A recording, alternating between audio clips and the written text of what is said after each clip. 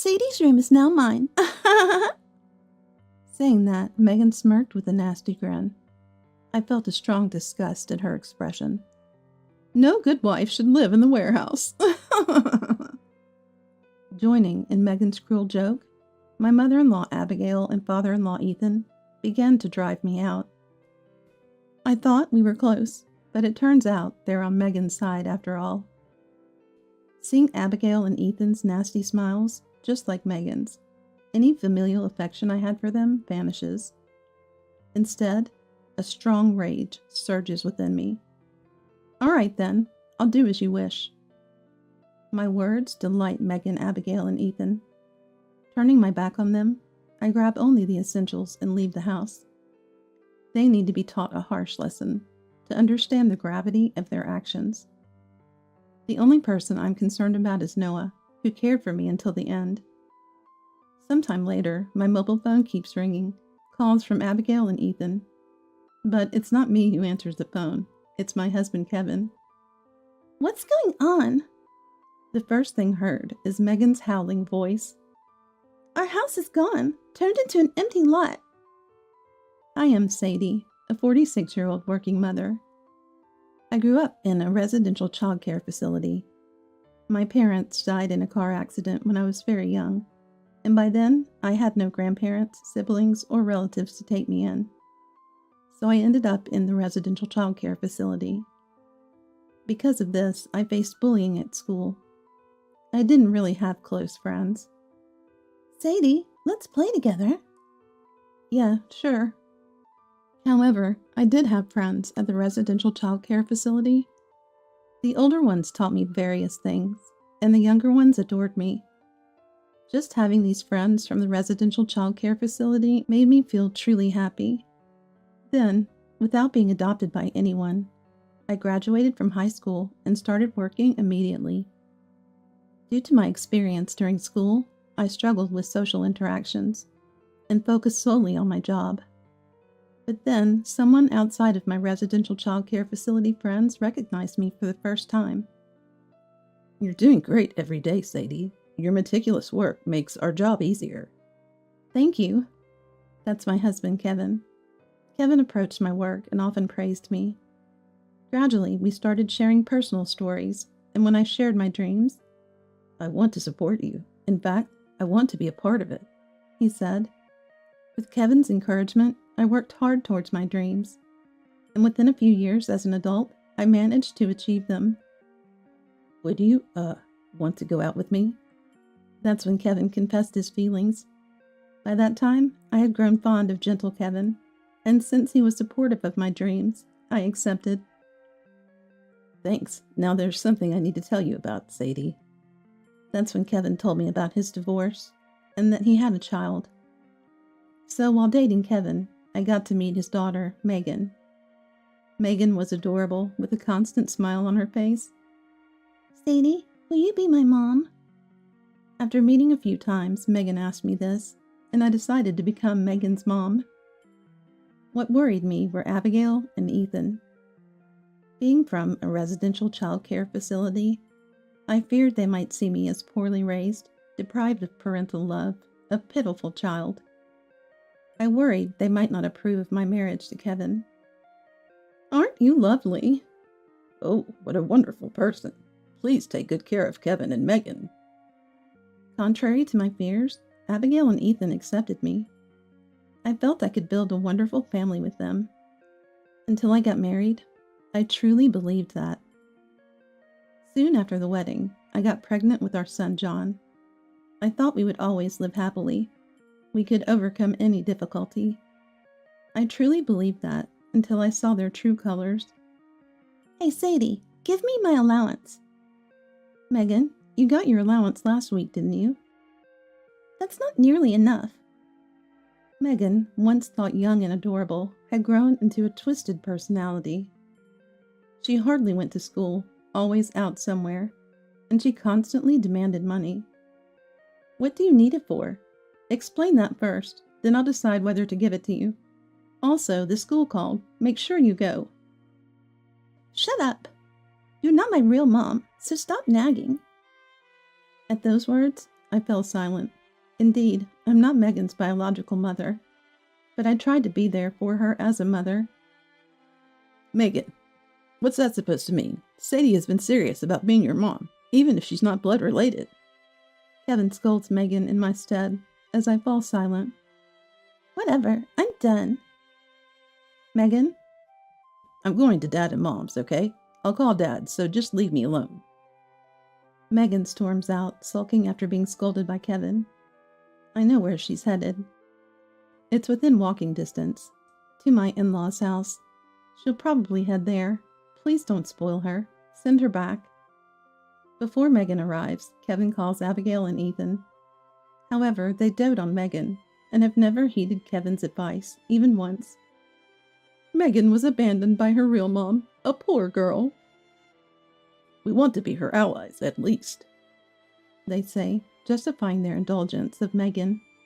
But it wasn't like this when I first married into the family.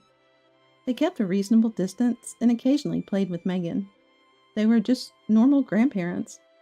But their overindulgence began when John was born. The grandparents probably don't like me, John felt, sensing their favoritism, despite John being Kevin's child and their grandson. Megan is the one who's had it tough, and they favored only Megan. They spoiled her with everything she wanted, not just on birthdays or Christmas, but every day, while barely acknowledging John. John is my child too. If you continue treating him like this and making him sad, we won't support you anymore. Kevin confronted Abigail and Ethan, leading them to treat both children more equally, at least outwardly. Why are they so fixated on Megan? It's because of Megan's real mom, Kevin's ex-wife. Kevin's ex-wife was very beautiful, you know. We've known her since she was little. Not that we're saying anything bad about you, Sadie. You're doing great, really. Please, don't worry about it. Kevin's ex-wife was a childhood friend of Abigail and Ethan and their favorite, so I've heard about her many times, and Kevin's bitter memories of her.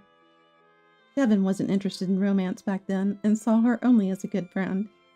But under pressure from others and strong advances from his ex-wife, they started dating. Then she got pregnant while in college. That's when the parents told me to take responsibility and marry her. But his ex-wife was, so to speak, a serial cheater. She had multiple men aside from Kevin and disappeared after leaving baby Megan behind, shortly after quitting college due to her pregnancy. Kevin and Megan's search found her living with a wealthy man she was seeing. They divorced, settling alimony and child support in a lump sum during the divorce proceedings.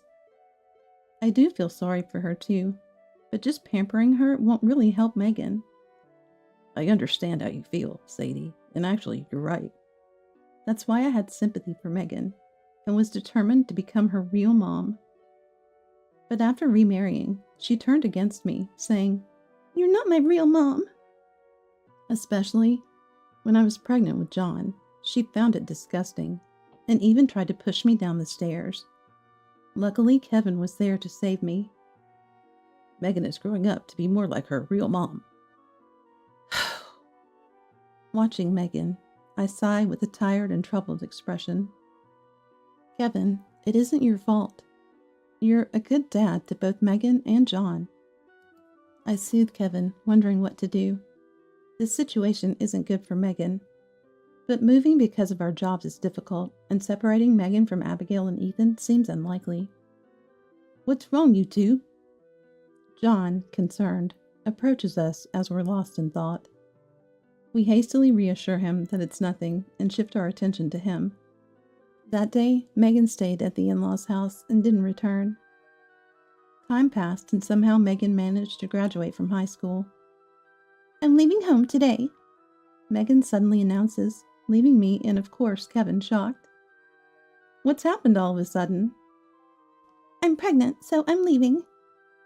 At her words, Kevin's face turns into one of anger. He must be thinking of his ex-wife, who vanished during her student days after becoming pregnant. Megan, didn't I tell you not to end up like your mother? And yet... Shut up. What I do is my business. Fine. If you want to be that way, leave. I disown you, Megan. Don't ever call yourself my daughter again. Kevin shouts. That's what I planned from the start, Megan retorts. She left so easily because, apparently, Abigail and Ethan had been funding her. I told you not to spoil Megan.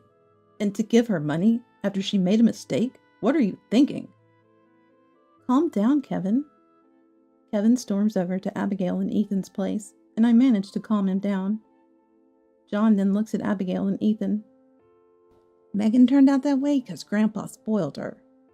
If you cared about her, you should have stopped. John and Megan were never close. He admired her when they were younger, but soon realized her true nature and distanced himself. After being repeatedly called dark and academically poor by Megan, John was determined to prove her wrong by studying hard. Perhaps because of this, John, still a grade schooler, seems to think like an adult. I'm glad Grandpa and Grandma didn't like me. It made me grow up properly. Abigail and Ethan were shocked by John's words. They never imagined John knew they disliked him, much less that he'd be saying disliked was a good thing. We're sorry. We were wrong. Then Abigail and Ethan apologized, regretting their overindulgence, thinking it was out of pity. It's too late for understanding. Calm down. I soothed Kevin while stroking John's head. But I'm not a kid. Stop it. He protests. Looking at him, I realized John might be similar to Kevin. His stern approach to Abigail and Ethan is strikingly similar.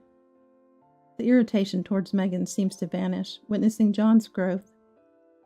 After that, Abigail and Ethan deeply apologized to us and began sending gifts occasionally, maintaining a proper distance. This might lead to mending our relationship eventually. Sadie, you're so kind. Kevin smiles, looking slightly troubled by my words. To me, they are among the few who accepted my background from the residential child care facility, apart from Kevin. That's why I wanted to believe in them. Seeing my explanation, Kevin looks thoughtful. Something on your mind? No, nothing. He gently shakes his head with a smile. We continued our peaceful life, keeping a suitable distance with Abigail and Ethan. John, as he grew, started taking an interest in our work. I want to do the same work as you, Dad. Eventually, he expresses such a desire. We support John's dream. Being studious from a young age, John sometimes seeks our guidance. Each time we teach him, and as he grows, his understanding deepens. We could feel John's growth. On the other hand, Megan, after receiving money from Abigail and Ethan, became unable to reach. We don't know where she is now, and have decided to leave it be. Am I heartless? Not at all. You've done enough, Mom. Kevin and John reassure me when I voice my concern. I smile and thank them. Even though I say that, I still wonder. I look at old photos. There's Megan smiling. How did it turn out like this? I murmur, looking at Megan's photo. I thought I had been supportive enough. I shouldn't dwell on it forever. Megan will surely live strong wherever she is. Now I focus on John's future. It took years, but I managed to move on. Years passed, and John, once a grade schooler, is now in college. I've been thinking about my future and decided to move out, maybe near the university. With that, John starts living independently with his college admission. We visit occasionally, and despite struggling with unfamiliar household chores, he seems to be managing well. Sadie, can we talk about something? What is it? Right after John moved out, Kevin approached me with a concern about his parents' house. The house is getting old and needs repairs soon. However, the renovation costs are significant, and Abigail and Ethan can't afford it alone. Why don't we live together then? Really? Are you sure? I don't mind. Of course, if you're okay with it. By that time, our relationship with Abigail and Ethan had improved.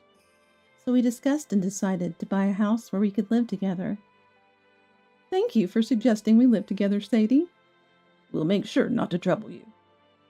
True to their word, Abigail and Ethan didn't interfere with us, always notifying us in advance when they wanted to visit our part of the house. We sometimes shared meals, but mostly we continued keeping an appropriate distance. One day, Kevin had to go on a long business trip abroad. If anything happens, don't hesitate or worry about the time. Just contact me immediately. Don't feel reserved because they're my parents. I understand, don't worry.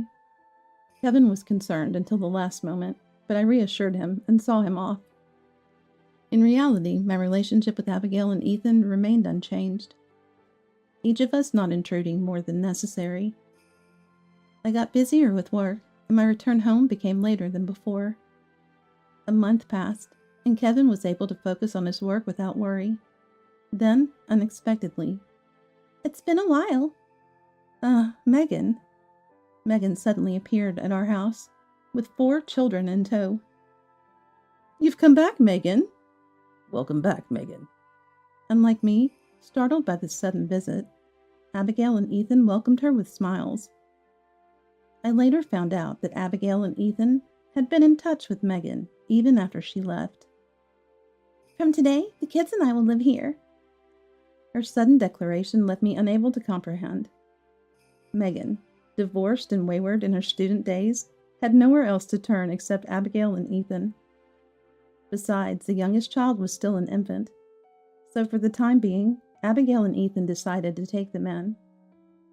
"What? She left on her own, and now returns without your permission." I immediately contacted Kevin about Megan. Kevin was furious and said he would return immediately. However, being abroad and entangled with work, returning right away was difficult. Don't worry, for now, they're with Abigail and Ethan, and if anything happens, John can help. Despite reassuring Kevin, Megan's return disrupted our harmonious relationship.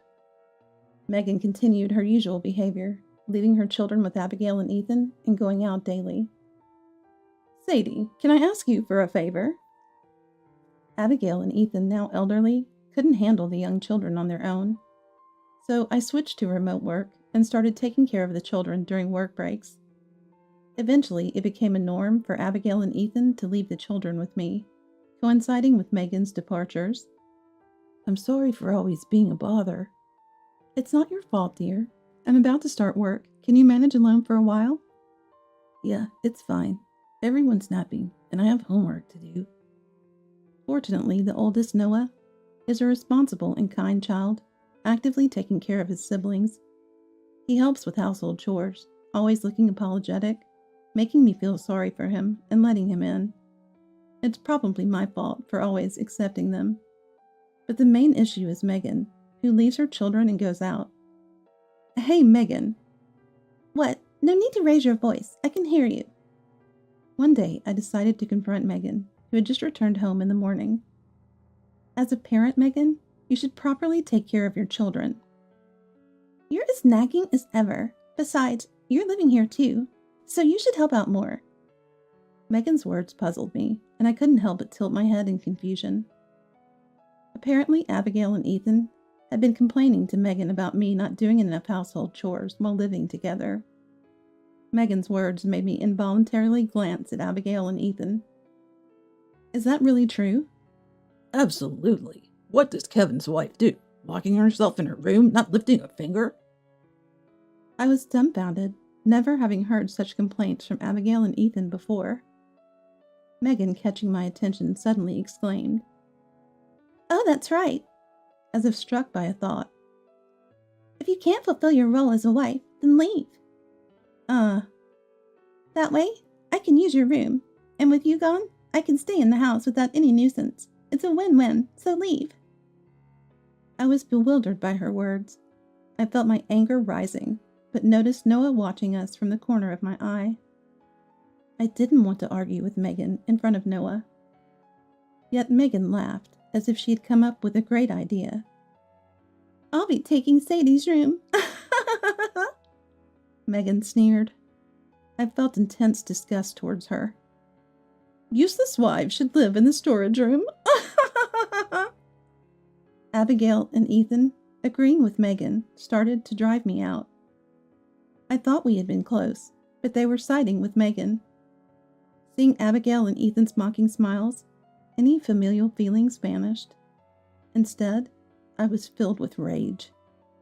All right, I'll do as you wish. Megan, Abigail, and Ethan were delighted with my words. Turning my back on them, I grabbed the essentials and left. They needed to be taught a lesson about the harsh reality. Only Noah, who cared for me till the end, was my concern. John, sorry to bother you this early, but can I come over to your apartment? I contacted John and Kevin and left the house in a cab. Welcome, Mom. Make yourself at home. Sorry for the sudden visit. I then visited John's apartment, where he warmly welcomed me, having been informed. What did Dad say? He'll be coming back as soon as he can. A few hours after our conversation, Kevin managed to return and joined us. Megan and the parents. I won't forgive them. Calm down. I'm not planning to let this go either. We then started strategizing. Firstly, the children. If things remained as they were, Noah and his siblings would be unhappy. We decided to completely separate Megan from Noah and the others. Understood. You know nothing. Got it. Kevin pretended to be clueless and contacted Abigail and Ethan. He put it on speakerphone so John and I could listen. Initially wary, Abigail and Ethan relaxed once they believed Kevin was unaware. Since you seem to be getting along well with Sadie, I was thinking of sending the 3 of you on a trip together. I'll send 3 travel vouchers, so have fun. Kevin then gifted them a trip. As we anticipated, Abigail and Ethan left the house with Megan, overjoyed to be going on the trip without me. During their absence, Kevin, John, and I returned home. Sadie, you're back. I'm sorry for worrying you. It's all fine now. At home, a tearful and anxious Noah was holding his siblings. I immediately took the children under my care and started packing their belongings. Noah, do you know your dad's contact details? Yes, I remember. Can we call Dad? Yes, we can. Fortunately, Noah knew his dad's contact information, so we were able to reach out to Noah's dad. It turns out Noah's dad comes from a wealthy family and chose to divorce Megan after learning about her infidelities. Like mother, like daughter, huh? Kevin mutters, prompting a wry smile from me.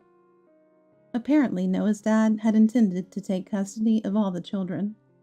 However, before the discussions could conclude, Megan disappeared with the kids. He had been searching for them ever since. He was grateful when we contacted him and quickly came to pick up the children. Sadie, thank you, and I'm sorry for all the trouble. Noah repeatedly expressed his gratitude and apologies while looking happily at his siblings going to their dad. We watched them leave with smiles and then got to work. Well, with this, there were no more regrets. Hello, I have a request. I contacted a real estate agent while Kevin arranged various matters, and John helped with the move. Working together, the house was soon emptied. We completed all necessary procedures and decided to move. I can't wait to see their faces.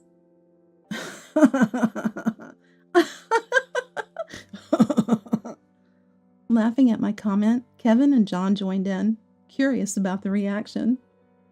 Sometime later, my mobile phone received numerous calls from Abigail and Ethan. Kevin, not me, answered the phone. What's going on? Megan's phone was the first thing we heard, full of uproar. Kevin wore an exasperated expression. The house is gone, turned into an empty lot. And that's what she seemed to be saying. It seemed like the call was on speakerphone, as we could hear Abigail and Ethan demanding explanations. Explain this. Where are the children? What do you mean by that?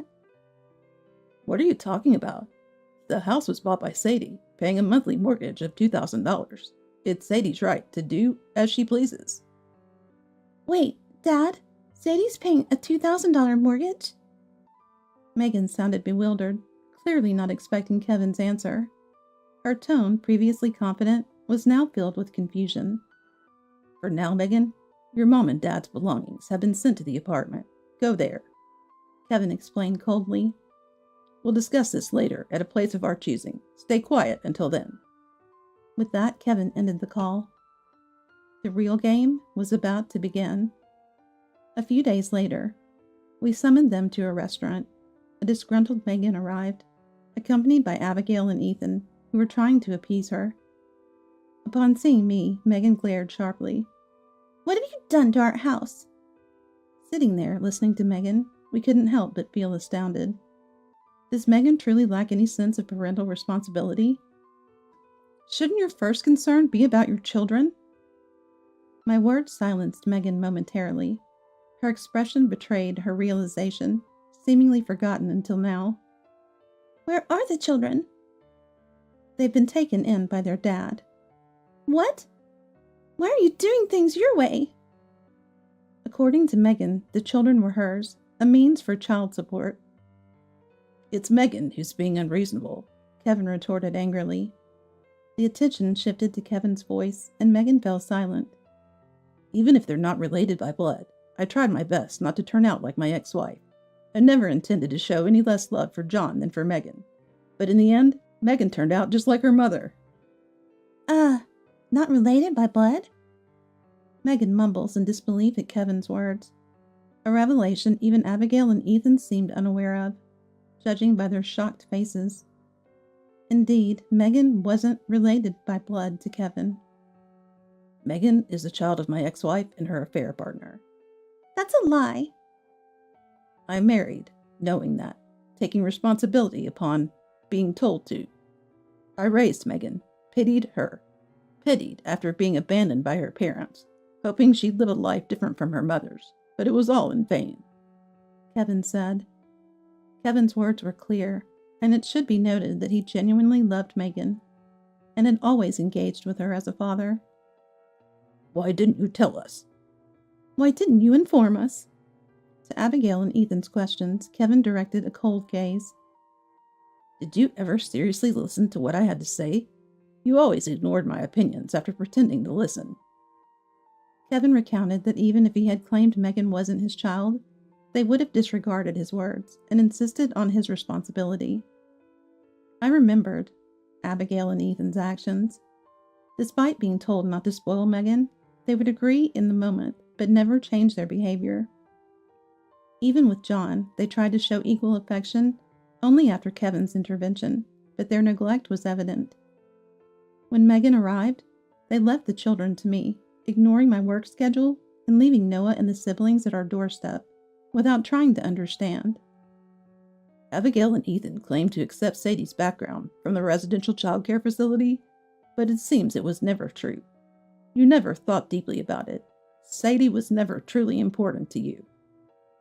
It was evident Abigail and Ethan had always prioritized their desire for a daughter, favoring Megan and her mother over me. Abigail and Ethan, avoiding eye contact, seemed to confirm this. Megan is your responsibility now, so don't ever involve us again. I won't be helping you either. I feel the same. I can't forgive you for betraying me. As we each expressed our resolution to part ways, Abigail and Ethan hung their heads. All lies. Sadie couldn't possibly afford a mortgage. It's all fabricated, right? Megan, regaining her composure, glared at me, prompting me to reveal the truth. Oh, didn't I mention? I happen to be a company president. Indeed, I was a company president. My dream had always been to own my own company. To achieve this, I worked for several years, saving and studying, and then started my own business. Sadie is the first person I've truly loved, so I want to be with her. Kevin, affirming his words, truly joined my company. Together, we grew the business, eventually expanding overseas. Kevin's business trip was an executive to our overseas branch. And John, he's studying business in college to one day take over my company. Sadie, a president? That can't be true. Megan, unaware of my position, was still in disbelief. Megan never took an interest in Mom's work.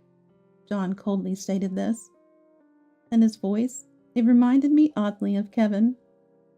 Really? You never noticed? Even when the kids were younger, I worked from home as much as possible.